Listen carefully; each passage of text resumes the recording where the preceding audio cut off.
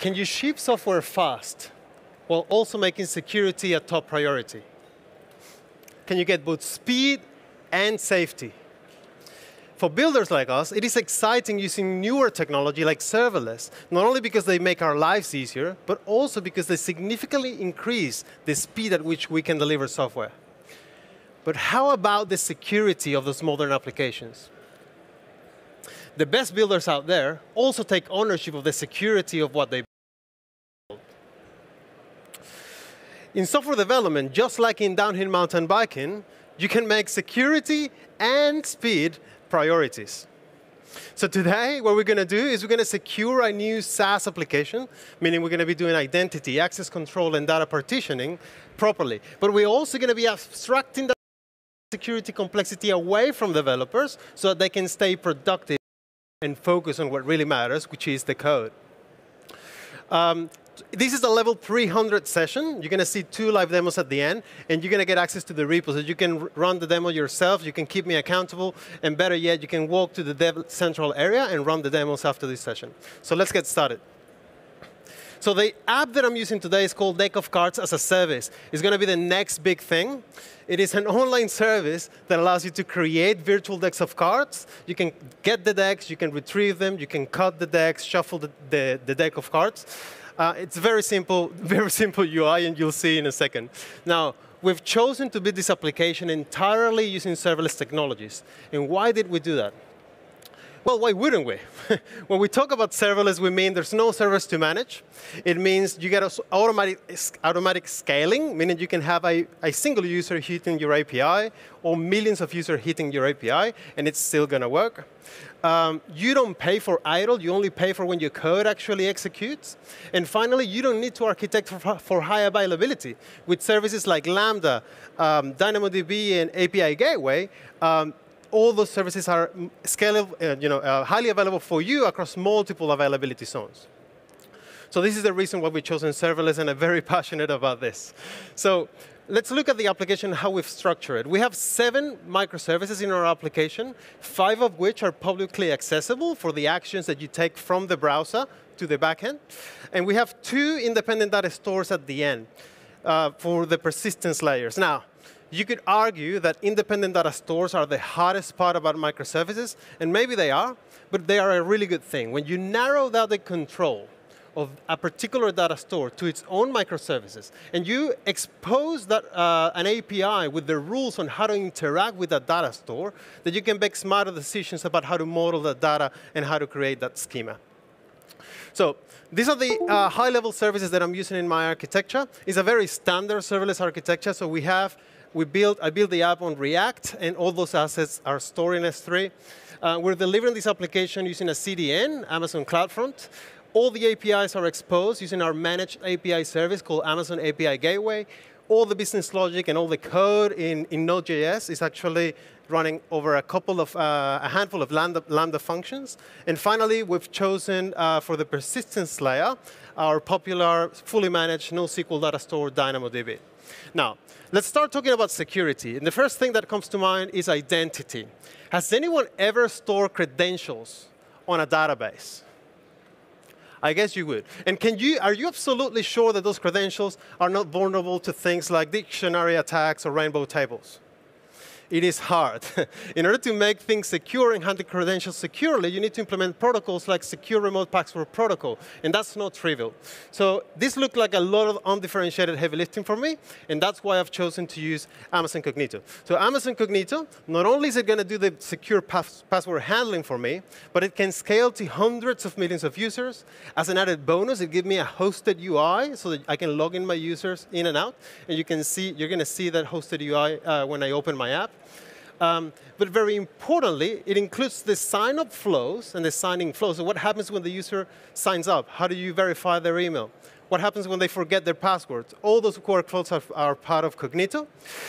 And finally, very importantly, it's built on standards like Auth, SAML, and OpenID Connect. And you're going to see how this is going to be very important for SaaS applications, because these standards embed bearer tokens technologies into the HTTP headers that we're going to use in order to pass user context to all the components of our software. So let's talk about these tokens for a second. This is an example of an identity token that Cognito produces for us.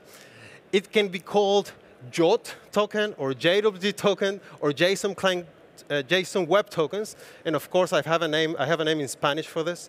And what they are is they are cryptographically verified JSON claims that cannot be altered.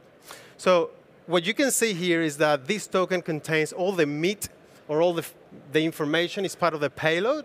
And you can have as many fields as you want here. In particular, if you're using Cognito, then you need to create a custom attribute. And when you do that, you can embed any information there. So for example, for a SaaS application like mine, I could have things like subscription status. Has this user paid their bill? Or a plan, like I did there for a silver user plan. So let's talk about how we're going to use these tokens of the OpenID Connected standard in order to improve our access control stance. Now, at the moment, we have a somewhat poor implementation of access control on two fronts. Let me tell you about those. First is CORS. For those that are not familiar with it, it stands for Cross-Origin Resource Sharing. And it's a security standard that you need to implement in some APIs if you want to let some browsers access them. Now, the way CORS works is that before actually sending the API from the browser to the server side, it sends first an options request. And that options request needs to be responded with the permissions for accessing that API. So at the moment, we're proxying that options request through our own Lambda function, and we have hard-coded this response. So this is bad in two ways.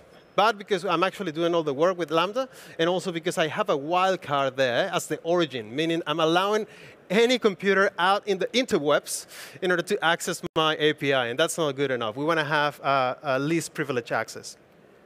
So the way I'm going to improve that is instead of proxying to the Lambda function, I'm going to get rid of that Lambda function, because it turns out there is native functionality in Amazon API Gateway in order to respond to core requests. So I'm going to be mocking that in API Gateway, and I'm going to fix that wildcard at origin so that only browsers that are pointing at my domain name can access my API.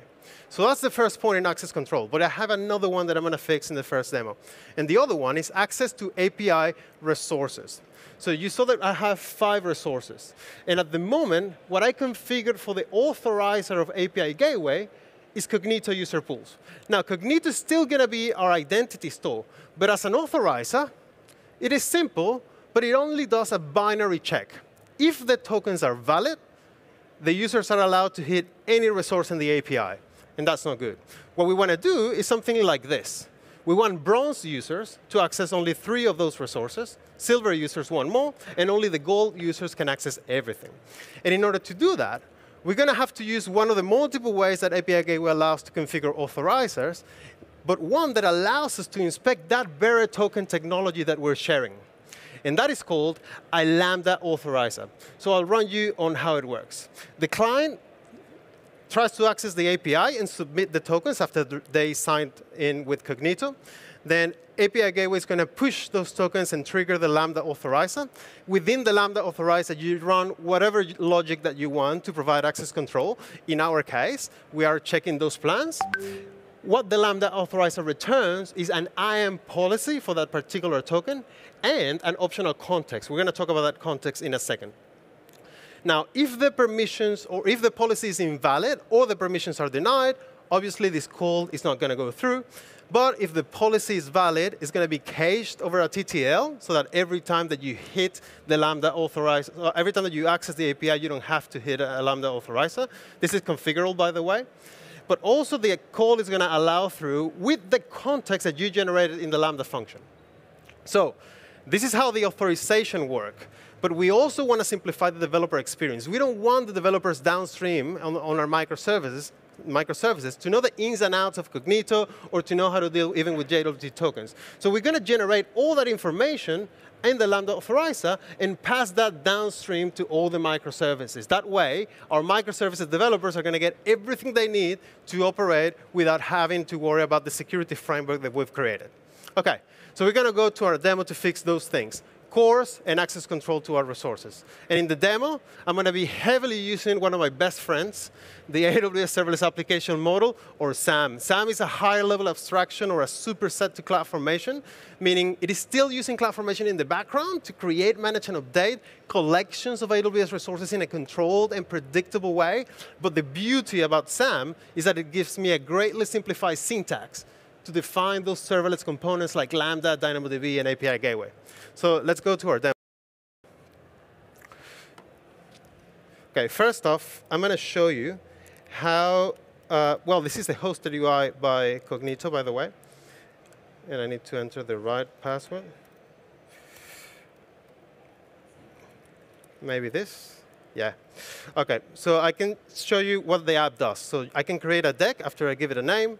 I can get the deck. I can play a game, which for a perfectly ordered deck makes absolutely no sense because you only get one card after the other. You can shuffle the deck. And I purposely misconfigured the course implementation so that you see what happens in the browser when this fails.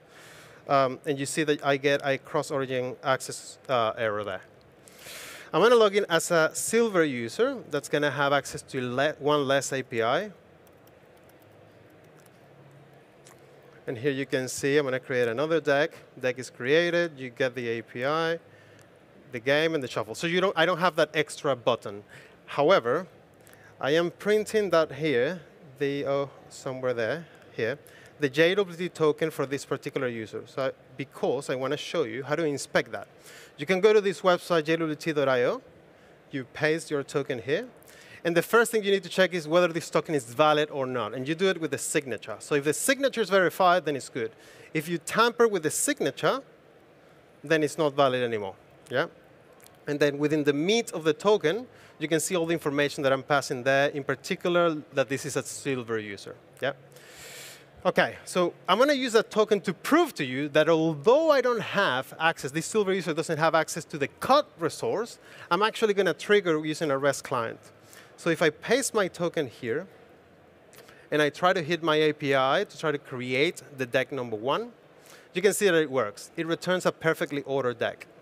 But if I use the cut service, it actually works. It's cutting the service, my silver user. And this is because although my app doesn't have that button, I am giving access to everything because I'm using that Cognito authorizer. So that's what I'm going to do as part of the first demo. You can inspect the code later on. I built the front end on React using Amplify. Super cool tool. You should use it. In the back end, I'm using this very long SAM template that includes all the definitions of all my services. So the first thing that I want to show you is where we have created the Lambda function. So these are all the resources that my Lambda function has created, or that I created with SAM. You can see here that I define a specific Lambda function for cores. This is using, by the way, the serverless application model syntax. You can see with a handful of lines of code, I can define a Lambda function. And CloudFormation is much longer than that. So we're going to be getting rid of that. Right? The second thing that I'm going to do is in the method, in those options method that are at the moment proxying to my Lambda function, I have them defined here. So you can see that, where is integration? So the integration of my options request, that definition in API Gateway, is pointing to the Lambda function, which is, by the way, this course function that I had up there. I'm going to be replacing that with all this block here, where instead of doing a type proxy, I'm going to be doing a type mock. And this is for the 5 APIs that are publicly accessible. So that's on the, let me show you the code, actually, for that course function. So you can see that I'm giving access to all the origins. Not good. So that is on the core side of things. On the authorization to the API resources side of things, let me just go here very quickly. This is a very long template, so bear with me while I'm navigating it. It is on line 326. OK. So here's where you define the authorizer for your API gateway. And you can see that at the moment, I just have Cognito user pool, single line. Very simple, but just a binary check. I want to change that with my Lambda authorizer. And that is defined in the syntax with the type token. And obviously, I need to define a Lambda authorizer function that I I'm also going to create down here. So there's a couple of things in the code that I need to hide and unhide, but I just prepared all this on a branch, demo one on a branch. And I'm just going to, you see how things kind of are now unhidden there. And I'm going to deploy it that way. You can keep me honest when you check out the code later on. But I'm actually making a deployment into production right now. Now, while this happens, I'm going to show you the code for the Lambda authorizer. That Lambda authorizer is written in Node.js. And remember, there's a couple of things that you do there. You define the access control logic that you want by inspecting that bearer token technology. So in my case, I am defining that bronze users should access these 3 APIs, silver users these 4, and gold users all of the rest. I am importing a library here called auth policy that is provided by AWS. This makes it a little bit easier to create what your Lambda needs to return, that IAM policy for the JWT token, and also the context that we're going to talk about. So what I do here is very simple. I grab that JWT token. I make a call to that using that JWT token to Cognito. If this call succeeds, the token is valid. If it doesn't succeed, I can return not authorized. Then I grab the plan, which is important, which is what I'm going to use to make the decision. And then I do the 2 things that my Lambda needs to do. I configure the IAM policy, and I also configure the context that I'm going to return. Now, this Lambda authorizer is a little bit more complex, because within these 2 methods, I am using methods that are defined further down the Lambda function. But the important thing that you need to remember is you make your access control decisions, and also you have to return 2 things: the IAM policy for the JWT token, and optionally the context, right? So you can see that this finished just in time when I stopped speaking, which is brilliant. So I'm going to go and show you if we can first if this is still working. So I'm going to create the deck 10, for example, using the same JWT token from the user, silver user. Now you can see here that I'm experiencing a cold start, which is actually this session doesn't intend to cover cold starts, but that's what happens. And you can see here that I can not cut the service anymore. I cannot access that because I'm forbidden. So we've effectively restricted access in our API, which is pretty cool. So let's go back to my slides first, please. So you've seen how such a good match SaaS applications and OpenID Connect identity providers make, because now we have a lightweight and secure way to pass user information to all of the components of our software. In particular, Cognito is giving us all these extra things, like the hosted UI, the secure flows, and it's built on these standards, so you should try it out. API Gateway has native integration for cores, and you should use it. The implications of having cores misconfigured could range anywhere from getting data stolen or having the site completely compromised. So don't do the heavy lifting by writing a Lambda function, or even worse, doing it on EC2. API Gateway can do that for you. And finally, API Gateway has multiple ways to controlling access to its resources. The one that allows us to inspect bearer token technologies and make decisions based on that is called a Lambda authorizer. So we've now fixed access control, and now we're going to go with data partitioning. And the first thing that comes to mind is, where is all our data? So at the moment, we have 2 independent data stores, one for DEX and one for scores. So the DEX one includes all of the DEX information for all of the users, and the scores, all the scores for all of the users. And when you think about this, anyone with rightful access to these databases could access anyone's DEX or anyone's scores. And of course, it is funny because my app is not really that serious, and we're talking about DEX and scores. But think about it, if your information is more sensitive, like financial information or patient information. So we want to make users only that, you want to enforce that users are going to be only able to access their own components in those databases. And we're going to do that with a 2-pronged strategy.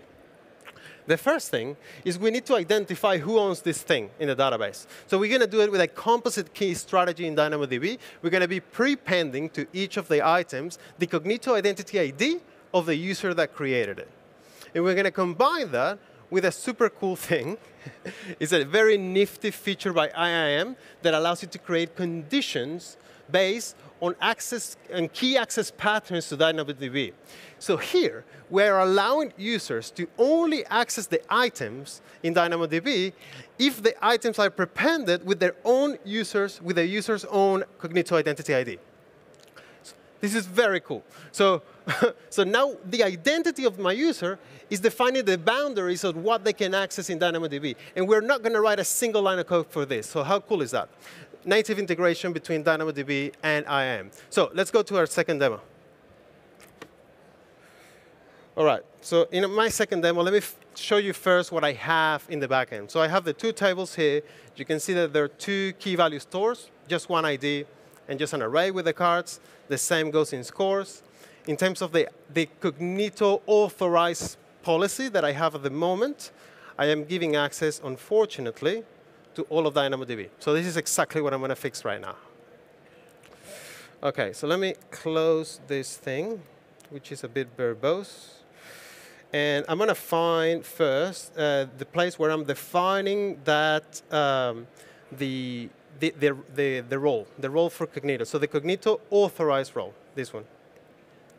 Let me just do that. OK. So you can see that I have, here is the full access to DynamoDB. I'm going to get rid of that. And I'm going to add this new policy, which is that very sexy policy that we saw before with my condition to base on those access patterns to DynamoDB. So that's the only change I'm going to make on my SAM template. But I also need to make changes in my code, because at the moment, I am reading just an ID or writing just an ID. I need to prepend that also in the libraries that I'm using in the Lambda function. So I am using that with this deck data access. So at the moment, just an ID. I want to prepend the tenant ID. And this is for retrieving it. And this is for creating it. And the same goes for the scores data that I have just another library for that. So all those changes are in my demo 2 branch. And I'm going to deploy it. When you go to the labs, you should actually do it. But you can jump to the branches if you want. So this is going to take a couple of seconds. Now, while this deploys, I want to show you the deployment script that I'm using, because it's going to show you something interesting that I'm doing. So this is the update template. You can see that I'm using SAM.